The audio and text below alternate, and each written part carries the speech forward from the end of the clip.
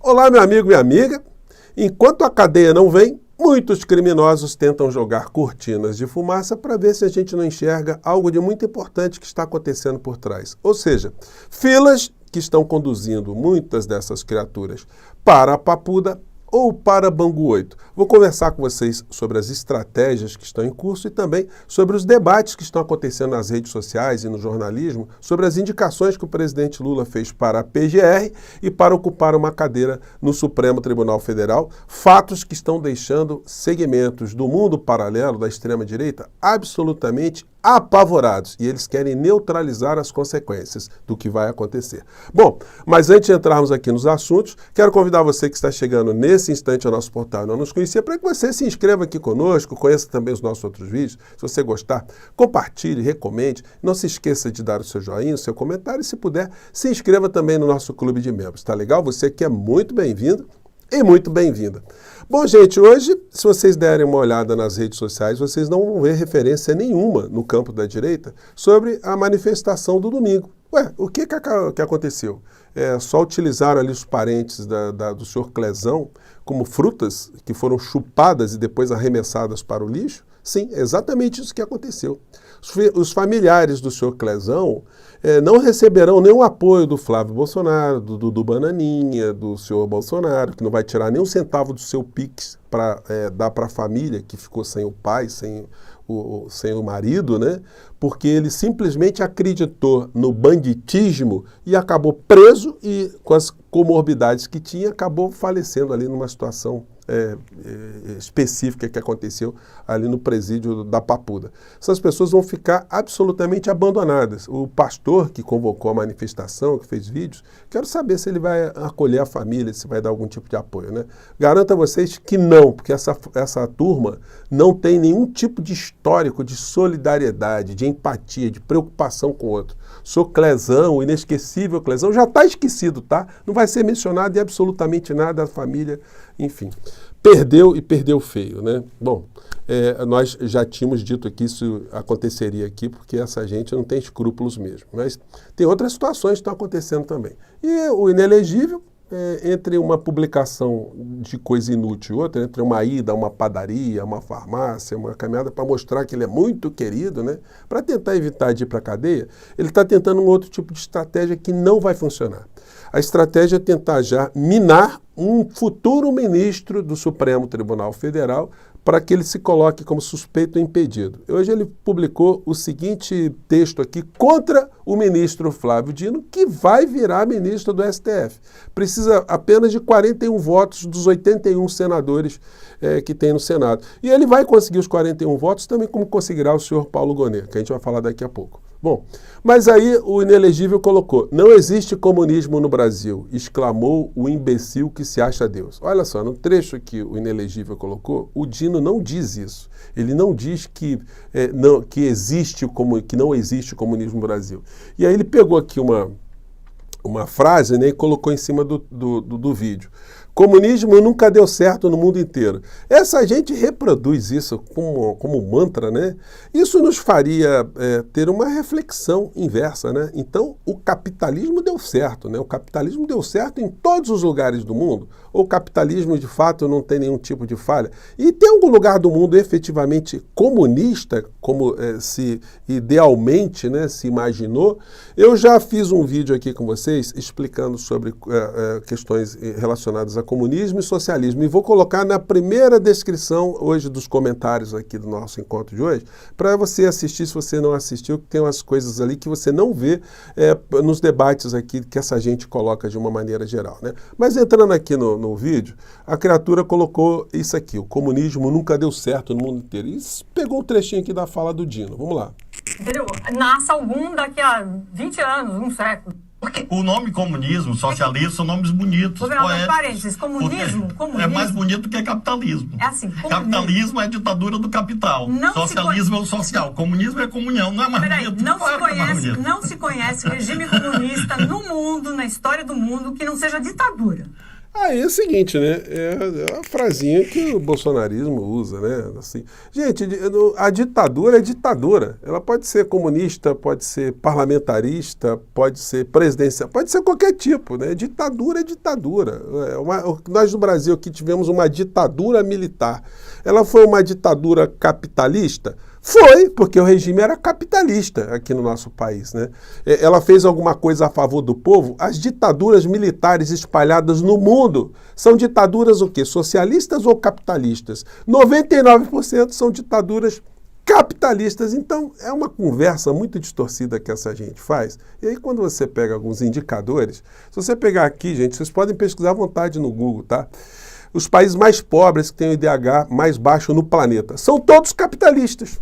Aqui o de Djibouti, que tem o pior IDH do mundo, é um país capitalista, parlamentarista, presidencialista, enfim, está dentro do regime capitalista. Sudão também é um país capitalista, ou se a gente quiser dizer, né, não são comunistas os países mais pobres do mundo. Madagascar é um país capitalista.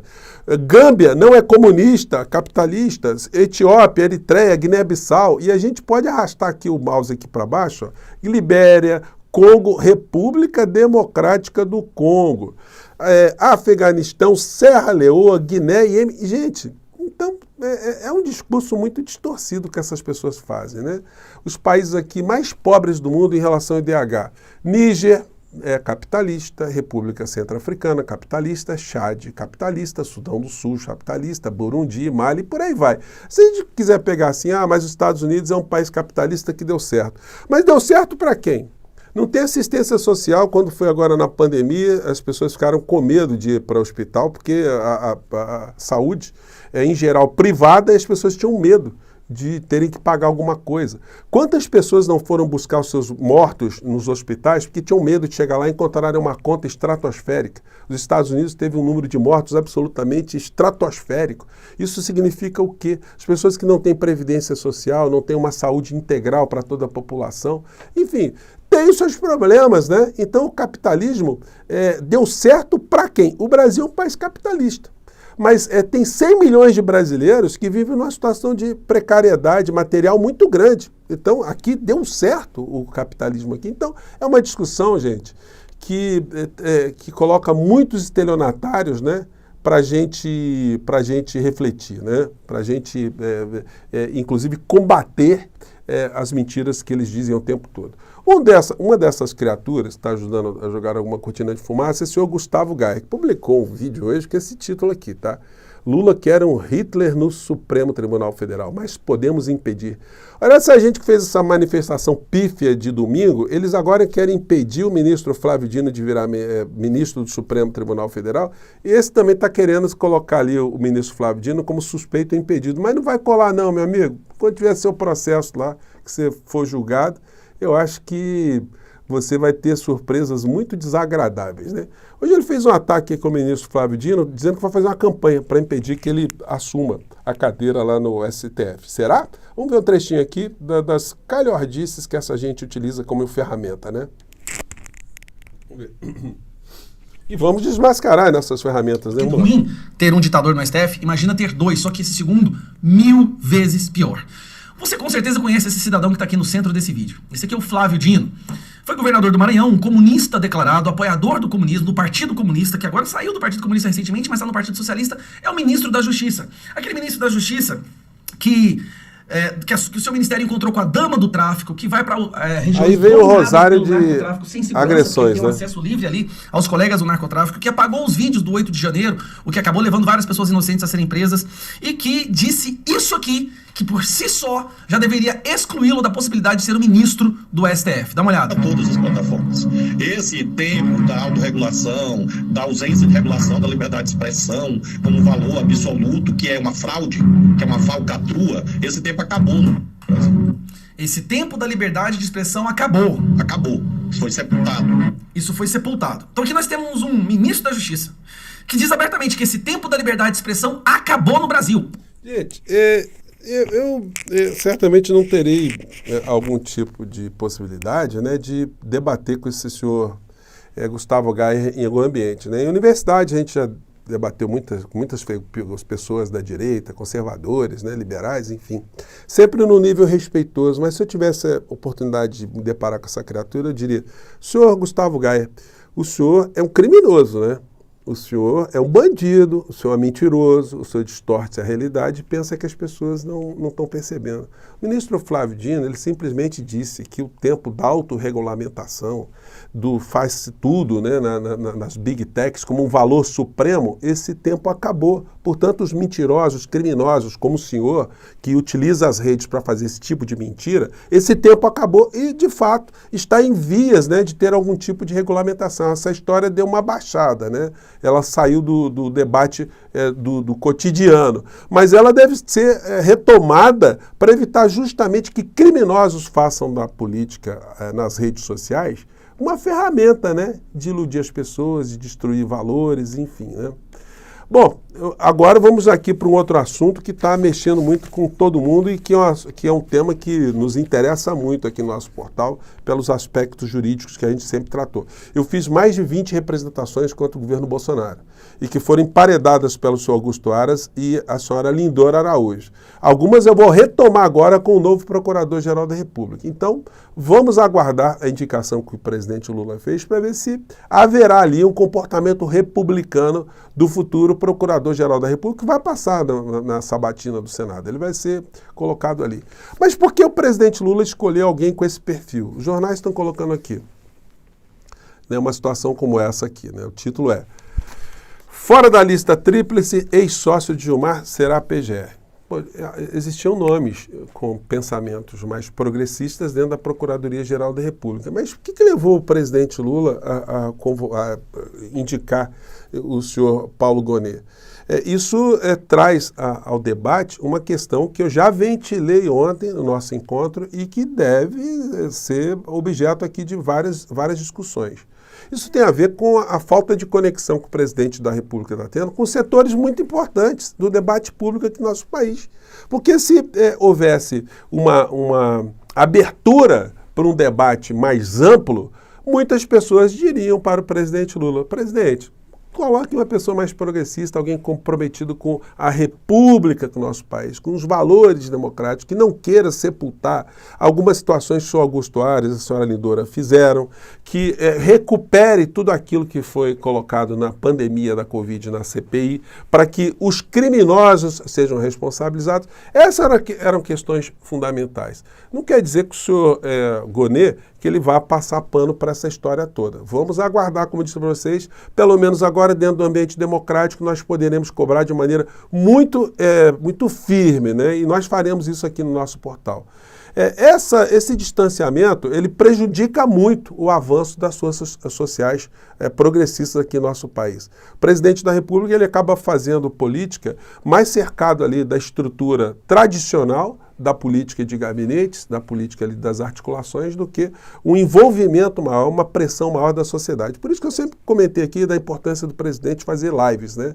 Para escutar as pessoas, para interagir com segmentos, enfim. E aí a gente vê esse tipo de preocupação espelhada aqui numa matéria, onde um quadro importante do PT faz também algumas observações, que eu comentei ontem com vocês. José Disseu faz críticas ao governo, ao PT e prevê tranco da direita. Pois é, gente, porque esses insanos aí, por mais que eles estejam agora num descenso muito grande, eles estão aí ainda com muitas possibilidades, existem muitas estruturas que eles têm em suas mãos, né? Em dado momento, o Zé Disseu diz: não sou da opinião que nós precisamos nos debruçar sobre o problema do partido. Não vamos tapar o sol com a peneira.